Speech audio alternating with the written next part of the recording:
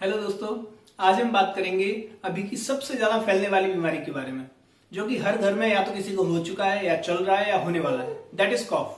जैसे ही किसी को कॉफ होता है, माइंड में सबसे पहले हमारे एक ही पैनिक सिचुएशन क्रिएट होती है कि कहीं कोविड तो नहीं है, इसको कोरोना तो नहीं है, या फिर कोई भी ऐसी प्रॉब्लम तो नहीं है जो कि लाइफ थ्रेटनिंग हो। तो आज हम बात करेंगे उस कॉफ के बारे में कि क्यों होता है, कैसे होता है, हमारे लिए कितना हार्मफुल है। इज कॉफ आवर एनिमी और आवर फ्रेंड? तो बेसिकली हम समझते हैं कि कफ होता क्या है। हमारे जो लंग्स होते हैं, जिनसे हम रेस्पिरेशन करते हैं, सांस लेते हैं, छोड़ते हैं, उनमें छोटे छोटे ब्रोंक्यूल्स होते हैं। हम जब सांस लेते हैं तो वो सांस उन ब्रोंक्यूल्स में, उन सैक्स में, मतलब ऐसे छोटे छोटे सैक्स होते हैं, उनमें जाती है और उनके थ्रू बॉडी में फिल्टर होके पूरे में रेस्पायर करती है, पूरे में वो ऑक्सीजन को सर्कुलेट करती है। तो जब भी कभी एनवायरमेंट से bacteria, virus, pollen grain, dust के कण, मीन्स धूल के कण, इस सारे के सारे हमारे रेस्पिरेटरी ट्रैक्ट में अंदर जाते हैं, तो क्या होता है कि वहां का डिफेंस मैकेनिज्म उन सारे के सारे कणों को, उन सारे के सारे डस्ट के कण को या कोई बैक्टीरिया को अंदर बॉडी में तो नहीं जाने देगा। नहीं जाने देगा तो क्या होगा कि वो डिफेंस मैकेनिज्म के थ्रू वहां पर म्यूकस सीक्रेट करता है और वहां पर डिफेंस मैकेनिज्म के थ्रू एक रिफ्लेक्स क्रिएट करता है, जिसे कि कॉफ रिफ्लेक्स बोला जाता है। उस कॉफ रिफ्लेक्स में क्या होता है कि वो जो म्यूकस सीक्रेट होता है, वो म्यूकस उस डस्ट को या उस बैक्टीरिया को या उस वायरस को अपने में लेके, अपने में चारों तरफ से एक घेर के बोल सकते हैं, और रिफ्लेक्स के थ्रू बाहर निकाल देता है। गेटिंग? तो इस अकॉर्डिंग तो ये हमारा डिफेंस मैकेनिज्म हुआ कफ। तो ये तो हमारी बॉडी के लिए हेल्पफुल प्रोसेस है, ना कि हार्मफुल। Are you getting? तो जो चीज हमारे लिए हेल्पफुल प्रोसेस है, हम उसको अपना एनिमी क्यों मान रहे हैं? इसका क्या रीजन है? तो उसका रीजन है हमारा बॉडी का डिफेंस मैकेनिज्म, हमारा इम्यून सिस्टम की वाइटलिटी, हमारे इम्यून सिस्टम की पावर। देखिए, यदि हमारा इम्यून सिस्टम नॉर्मल है, हमारी बॉडी की वाइटलिटी नॉर्मल है, हमारी बॉडी के फंक्शंस नॉर्मल है, तो वो रिफ्लेक्स प्रोसेस के थ्रू उस बैक्टीरिया को, उस वायरस को बाहर निकाल देगा। एंड सेकेंड थिंग, यदि वो वायरस बैक्टीरिया इतना ज्यादा खतरनाक या इतना ज्यादा सीवियर ऐसा नहीं है कि वहीं की वहीं जमा रह जाए और हमारा रिफ्लेक्स सिस्टम उसको नहीं निकल पाए।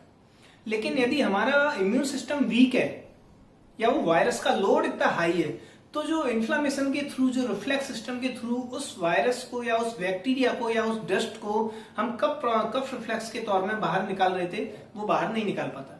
तो जब भी हमारा इम्यून सिस्टम लो होता है, जब भी हमारी इम्यूनिटी वीक होती है, हमारी बॉडी की प्रतिरोधक क्षमता तंत्र कमजोर होता है, तो फिर वो बैक्टीरिया, वो वायरस या वो धूल के कण वहां पे बैठे रह जाते हैं और फिर वो कॉफ लंबा रह जाता है, लंबा बन जाता है। ऐसे में हमें मेडिसिन की नीड पड़ती है।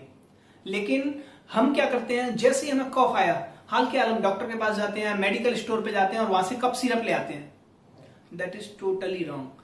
क्यों दोस्तों? आप समझें कि देखिए, हमने कॉफ सिरप लिया। कॉफ सिरप क्या करता है, हमारी अंदर जो एल्वलाइज है, जो ब्रोंक्यूल्स हैं, उनको बिल्कुल रिलैक्स कर देता है, मसल्स को बिल्कुल रिलैक्स कर देता है। रिलैक्स कर देता है तो वो जो रिफ्लेक्स अभी स्टार्ट हो रहा था, वो रिफ्लेक्स आता ही नहीं है।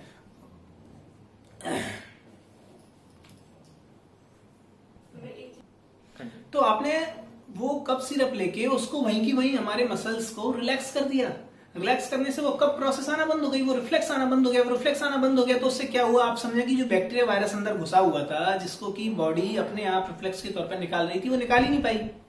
अब वो बैक्टीरिया वायरस को बड़े आसानी से मौका मिल गया हमारे बॉडी के डीपर टिश्यूज में इन्वेड करने का, हमारे बॉडी के डीपर ऑर्गन, डीपर टिश्यूज और हमारे सर्कुलेशन में घुसने का।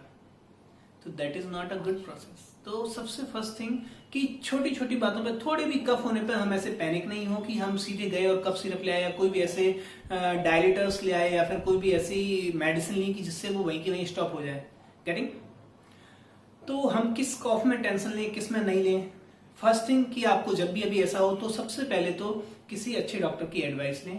एंड सेकेंड थिंग, घर में आप एक चीज इसको देख सकते हैं कि यदि हमें कॉफ का कलर क्या है, कॉफ का कलर व्हाइट है, कफ का कलर येलो है, कफ का कलर लाइट ग्रीन है या फिर ग्रीन है, और या फिर उसमें ब्लड मिक्स आ रहा है तो रेड है। गेटिंग? तो यदि कफ का कलर बिल्कुल प्लेन व्हाइट है और अभी स्टार्ट हुआ है, आज शाम से, कल से, 2 दिन से, 3 दिन से, और उसके साथ में कोई सिम्टम नहीं है, जनरलिटीज इफेक्ट नहीं है, मेरी भूख सही है, मेरी नींद सही है, मेरी प्यास सही है, मेरी लैट्रिन पेशाब वगैरह सही है, बॉडी का पर्सपिरेशन सही है, वीकनेस नहीं है, स्टेमिना प्रॉपर है, काम करने में मन लग रहा है, ये सारी की सारी चीजें, और सिर्फ मुझे 1-2 दिन से यदि व्हाइट, सिंपल व्हाइट कफ आ रहा है, तो मैं बॉडी के डिफेंस मैकेनिज्म को काम करने दूं। मैं उसको वहां पर नहीं छेड़ू कि ऊपर से कफ ले लूं, ऊपर से मेडिसिन ले लूं।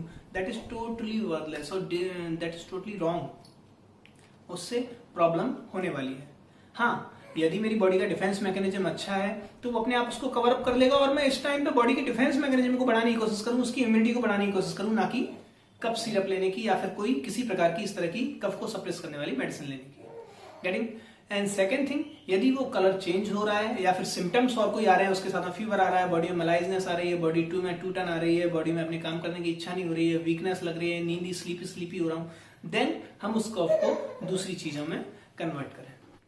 ये तो बात हो गई नॉर्मल कॉफ की, लेकिन जैसे ही आपका कॉफ का कलर चेंज हो रहा है, ग्रीन हो रहा है, येलो हो रहा है, तो फिर आपको डॉक्टर के पास जाने की जरूरत है। और आई थिंक होम्योपैथी इसमें बेस्ट काम करती है, क्योंकि इससे आपके कॉफ को सप्रेस नहीं किया जाता, बल्कि वहां पे जो भी एलर्जन है, जो भी बैक्टीरिया वायरस है, उसको वहीं के वहीं रिमूव करके उसको नेचुरली हील किया जाता है।